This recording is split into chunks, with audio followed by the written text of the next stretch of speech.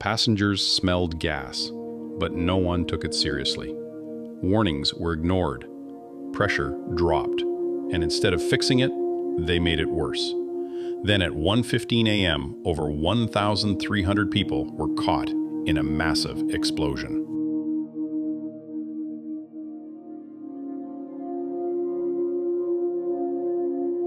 In 1981, the Soviet Union approved the construction of a massive pipeline stretching over 1,800 kilometers from western Siberia to the Volga region. It was designed to transport oil safely, efficiently, and quickly. But just before it was completed, everything changed. The Ministry of Oil Industry made a decision that would later prove catastrophic. Instead of oil, the pipeline would now carry highly flammable gas, a mixture similar to propane and butane. This type of gas was far more dangerous, especially under pressure. And yet, the pipeline being used was far too large for it. Soviet safety regulations clearly stated a maximum pipe diameter for liquefied gas. This one was nearly double that limit. Still, the project moved forward. Then came another decision, one that removed the last layer of protection. In 1984, officials canceled the installation of an automatic leak detection system. No real-time monitoring, no early warnings, nothing to alert anyone if something went wrong. And soon, something did. In 1985, during construction work near a railway in the Bashkir region, an excavator struck the pipeline. The damage was severe. A massive crack, nearly 2 meters long, tore into the metal. And from that moment on, gas began to leak. Slowly, silently, continuously. The gas, mainly propane and butane, should have dispersed into the atmosphere. But due to unusual weather conditions, it didn't. Instead, it sank, settling into the lowlands, spreading across the ground, forming what investigators would later describe as a gas lake. Invisible to the eye, but deadly. And terrifyingly, it remained there. Not for hours, not for days, but for years. The area where the gas accumulated was dangerously close to a major railway line. The Trans-Siberian route, one of the busiest in the region. Trains passed through regularly, carrying hundreds of passengers at a time. Some drivers noticed something strange. As they passed through that section, there was a strong smell in the air.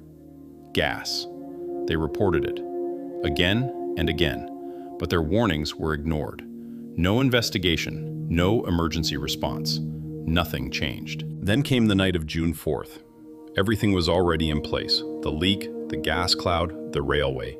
All it needed was a trigger. Just hours before the disaster, another warning appeared. A pressure drop was detected in the pipeline system. This should have raised immediate concern. It should have triggered an inspection, but it didn't. Instead, the workers made a critical mistake. They increased the gas flow to restore normal pressure.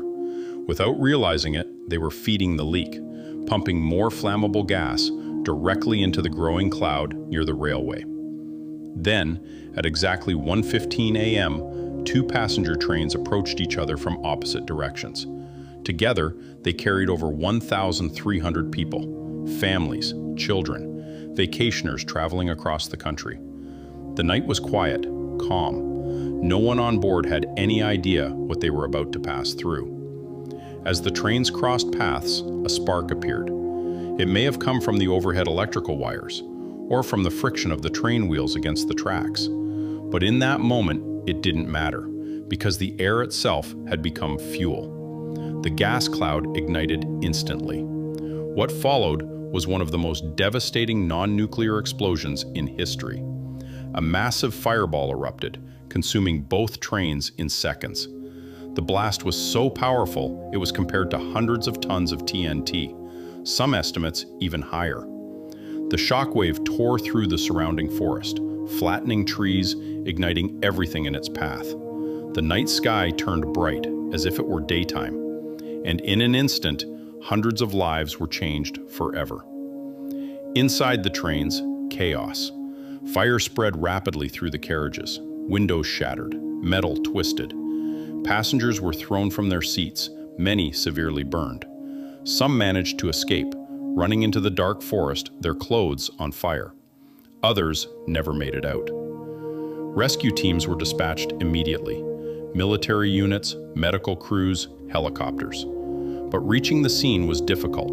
The area was remote, the terrain rough, and the destruction overwhelming. Survivors were scattered across the forest, some unconscious, some barely alive. Rescuers searched through the night, hoping to find anyone who had escaped the flames. The evacuation process took nearly 17 hours. Hundreds of injured victims were transported to nearby towns, then to major hospitals in Ufa, Chelyabinsk, and even Moscow. Over 800 people were admitted for treatment. Many suffered severe burns covering most of their bodies. Others had brain injuries, trauma, and shock. The scale of the disaster overwhelmed medical teams.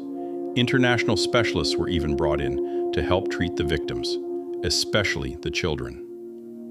Officially, 575 people died, but some estimates suggest the true number was much higher.